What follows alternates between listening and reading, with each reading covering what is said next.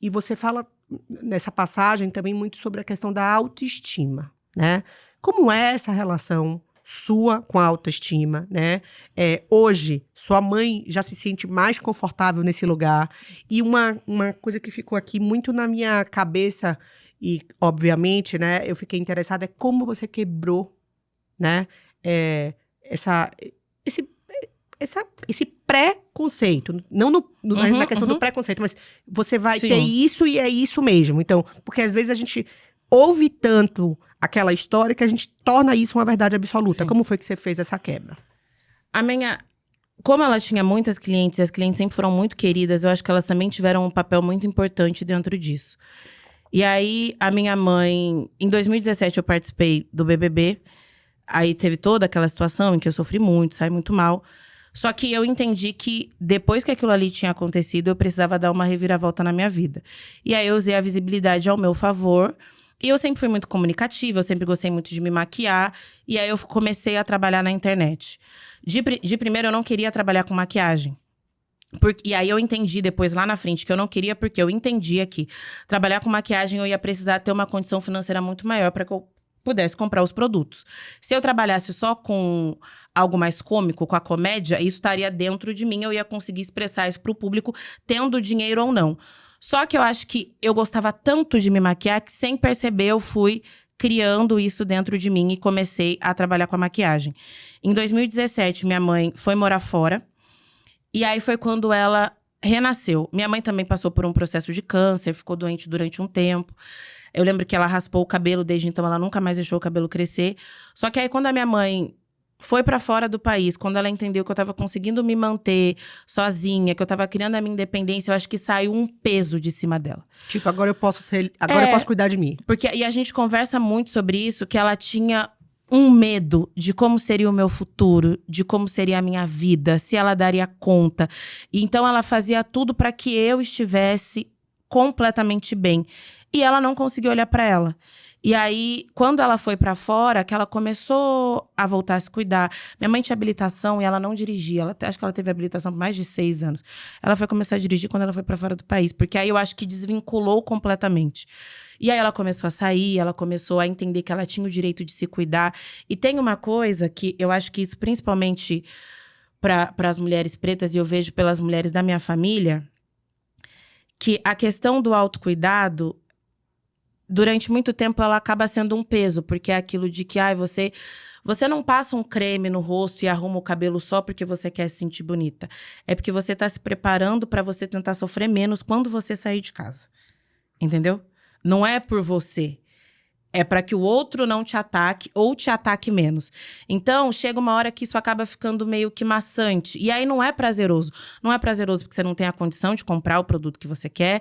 Não é prazeroso porque você não tá de fato fazendo isso por você. Não é prazeroso porque você pensa, eu vou fazer meu cabelo, mas aí eu vou ter condição depois de pagar a conta de luz no final do mês, entende? E aí, quando você é mãe, pela visão assim que eu tenho da minha mãe, você deixa de fazer pra você. Você faz pro seu filho.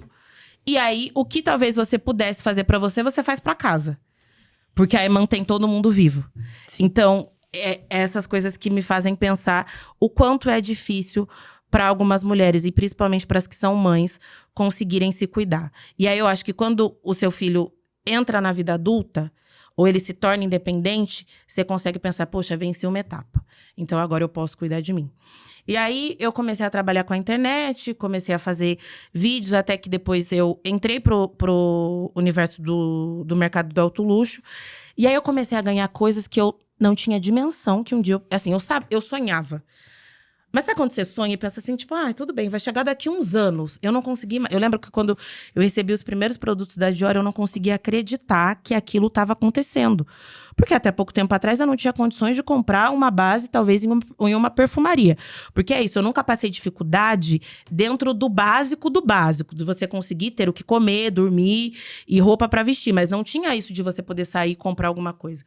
E aí, quando eu comecei a ganhar essas coisas e depois eu comecei a mostrar esse universo pra minha mãe, ela começou a se interessar. Então, é muito legal que quando a gente se encontra, eu levo vários produtos. E aí, ela faz skincare, ela se maquia. Ela agora pinta, troca de cor de cabelo toda hora.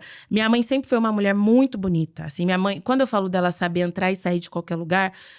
é tanto da educação, mas quanto dela ter um jogo de cintura, sabe assim? A minha mãe, ela é muito fluida pra tudo que ela faz.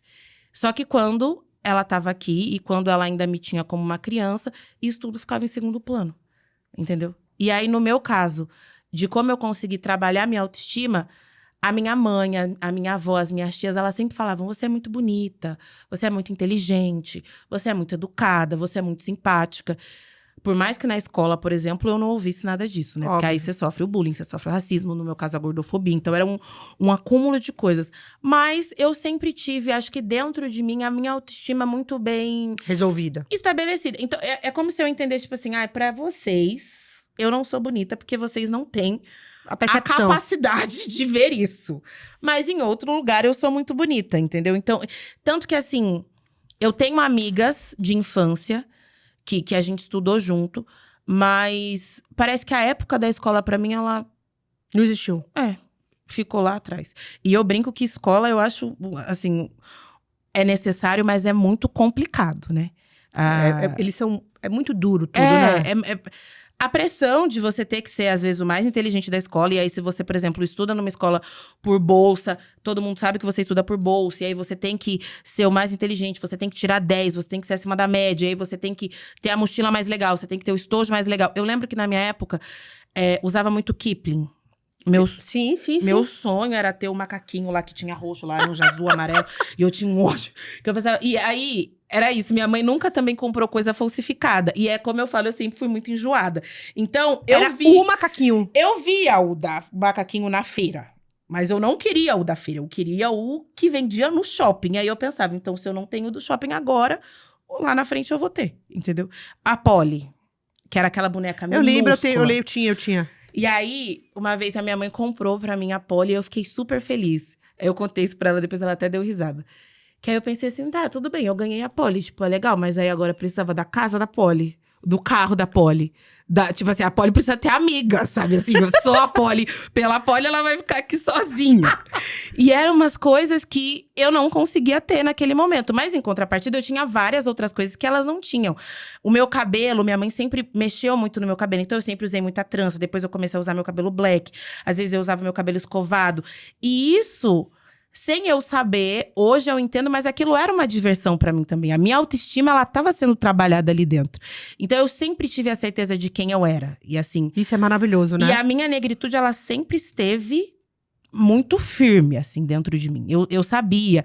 E aí, tem umas coisas que eu não entendia, mas hoje eu entendo. Eu sempre amei o carnaval. Na época… Eu vivia numa igreja evangélica, então isso não podia. Eu não podia viver o carnaval. Mas eu lembro que eu tinha, assim, na minha cabeça, que eu pensava assim, gente, eu quero muito ir numa escola de samba, eu quero muito ver como… E eu vejo que isso é algo ancestral. E quando eu pisei a primeira vez numa avenida de escola de samba, que eu senti mesmo, assim, o som da bateria… Você chorou? Eu entendi… Não, eu fiquei toda arrepiada, mas eu entendi que aquilo era algo ancestral. É exatamente isso. Entendeu? Aquilo fazia parte de mim.